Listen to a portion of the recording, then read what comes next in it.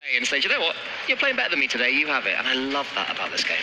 Well, let's just jump into some of these fantastic highlights then. From those two matches, we didn't have to go for the third, did we? Yeah, we didn't have to, and the noise that was generated after every goal, and you can see the timer on your clock.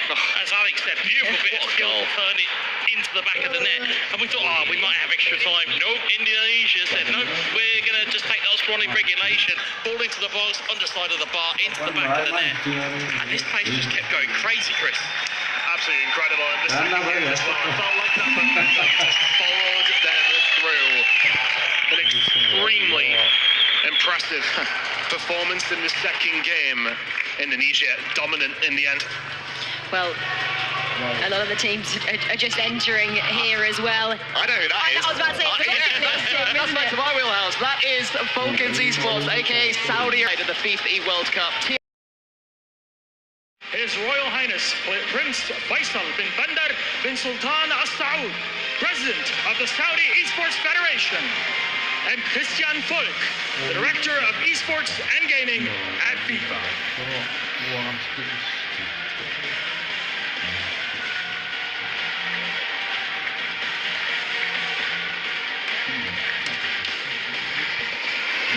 Our silver medalist, Team Brazil!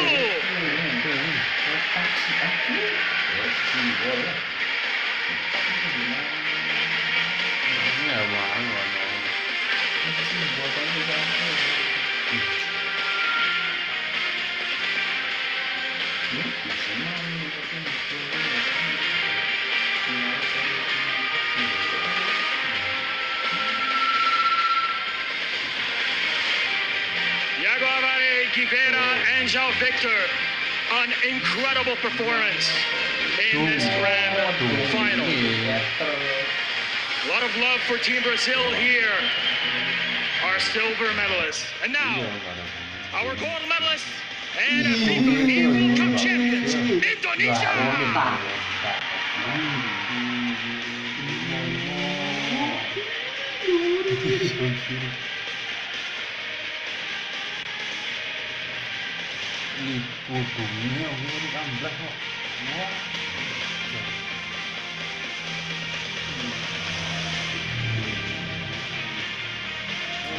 What a beautiful performance by the squad of Binang boys and Elga, Akbar Paudi and Putra Sutapo joining us on stage. One more time for Team Indonesia! Thank you very much, Your Royal Highness and Mr. Volk, for joining us on stage and for awarding our medalists with their medals. Gentlemen, please, come on in. Let's get close to our trophy. Let's have a little chat. My goodness, Binang boys, I have to scoot on in here. We saw you get emotional during that winning moment.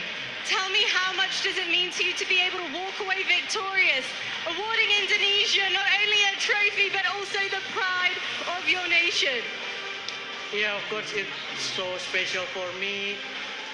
I've won everything in my career except the world one before, but today, finally, alhamdulillah, today is the day for me to be the world champions. Yeah, that's so special for me. And I think it goes without saying that the Indonesian squad that we have up here with us now, it is very much a team effort. So what do you want to say to all of the teammates that you have stood beside you now? Yeah, of course, I want to say for all Indonesian fans, for PSSI, for Bang Putra, for my teammates, also for the sparring partners, Aziz, Elwidi, Baim, Bang Kiwa dan Coach Andi. Thank you guys. You guys were so superb. Thank you. Now how do we celebrate, team? What's next? Sorry? How are you going to celebrate this victory? Gimana mau selebrasi? I think we just want to enjoy, and I just want to say one thing. Southeast Asia secured the world champion. Yeah, they did. Milos, what a way to close it out. Yes, they did. The Asia Cup champions now, one final time, your FIFA World Champions, Team Indonesia!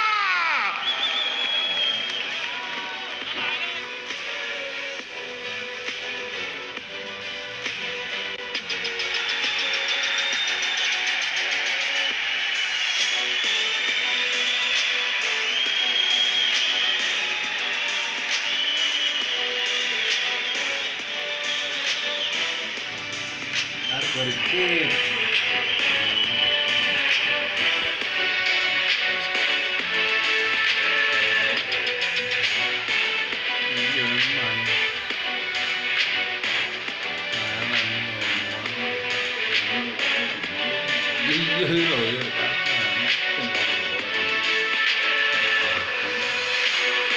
What seems to end an incredible 4 days of e-footballing action. Sometimes I just love to let these pictures breathe because what a moment for that team and their redemption as well, Wes, is what they kind of said, and you could see that through the tears on their faces when that final whistle blew. Yeah, they knew how much it meant to their country, to their countrymen, their countrywomen, their fans back home who have been relentless in their fandom. For Faidan, it was 5 years coming, but he finally has his payback. And again, it's wonderful scenes here because they are now Asian Cup champions and they are now FIFAe World Cup champions. And Indonesia and Asia just continue to impress in terms of e-footballing nations, don't they, Chris? I mean, as far as the continent goes, e-football is dominated by this region, these countries who put so much into this game, and they reap the rewards nearly every single time. A fantastic performance from Indonesia and a thoroughly deserved winner. Carl, we didn't particularly think it was going to go the way of Indonesia at the beginning of match number 1, did we? Oh no, the 2 goals that Brazil got, sorry, the 1 goal that Brazil got, but in the end, Indonesia had that incredible turnaround. I think it was an 87th minute equaliser and then the 91st minute winner. And as soon as that went in, this contingent over here in the corner were jubilant. It just seemed like fate had chosen Indonesia. Indonesia had chosen Indonesia. They'd made their statement. There was no way they were going to lose this one. While they were put under some pressure in the second game, it did just seem it was theirs to lose from the moment of that 91st minute winner in game 1. I can't begin to tell you either how it felt in here. It was one of the best e-footballing experiences I have ever been a part of. We had so many fans and the atmosphere really was electric, Chris. Oh yeah, insane. As far as like, I've been to many different esports events across titles, platform, whatever you want to call it, and that is up there, absolutely. The atmosphere in here was absolutely incredible. The fans for Indonesia going absolutely ballistic. Brazil had their guys as well, but for the most part, when you score the most goals in Indonesia, you're going to get the majority of the noise, and wow, were they noisy. And that winner's check as well will mean a great deal, Carl, won't it, to those 3 individuals. And it's well earned as well. I mean, the amount of work that goes into winning any event like this is huge. And the amount of work, not just in the game, outside the game, building up your brand, building up your partnerships, working together, learning, you know, when to step in, when to step out. All 3 have been involved as well. You know, they've put the egos to one side. There's something that's impressed me so much about eFootball. You very rarely hear that in competitive video games where anyone has the, you know, in front of the home crowd. This place was absolutely swamped with fans of these 3, and it is lovely to see them, along with their coach Doom, out here to pay respects to Indonesia, respects to Malaysia as well for winning the mobile version earlier. All 3 of our winning teams here, and they just deserve every ounce of respect from all of us. That is a special scene as we just see how Indonesia managed to win this FIFAe World Cup featuring e-football on the console side of things. But it's great to see mobile, console and Rocket League players here because it's been a fortnight of absolutely epic esports action, and we have been absolutely treated, but not 1 but 3 events. And for me, it kind of reminds me of that traditional old school esports. You got 4 different games going on at the same time. There's thousands of people just cheering on whoever they want. And the production value wasn't like this back in the olden days, where it was a bunch of guys around the table with like a blanket behind the casters. But it gives you that old school feel, doesn't it? All the events that were held in this arena, and the crowd have been absolutely fantastic. Indonesia, rightly so, they're not giving up the stage just yet. The Rocket League team are kind of eager. They can wait their turn, don't worry. They've had that moment. Here they go now. Carl, obviously you were here for last week. Just remind the audience of exactly how they did it, what they had to do to become champions. So Saudi Arabia came up against France, against a player called Monkey Moon, who had beaten them in recent majors. He was up for his third major in a row. And finally, Saudi Arabia and Falcons, it's TRK's fourth grand final, I believe it was, and at the fourth time of asking, he got it. He's lost in Saudi Arabia before, lost at the Esports World Cup most recently to Monkey Moon back when he was representing Team BDS, and finally they had their moment. It was giant for them, and they've accrued tens of thousands of fans. TRK tweeted out saying that he'd won it, and his tweet had 10,000 plus likes in about 15 minutes. It was incredible. All of Saudi Arabia is behind these guys, as I'm sure all of Indonesia is behind their recent winners. And of course Malaysia and Mbappe have just joined them as well. Of course he is our mobile champion from earlier on this evening when he defeated Morocco over 2 matches, 5-0 aggregate in the end. I'm just going to enjoy these pictures for a moment. They are beautiful scenes there.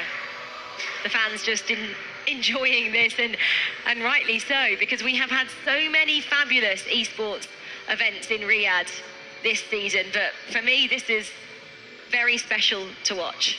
Yeah, it is. I mean, to look at the winners, that you can see all 3 of the games and platforms on the stage all together, all showing respect to one another, is fantastic to see. As we said at length, the grandeur of this event is something that I have never witnessed in my experience of esports within eFootball.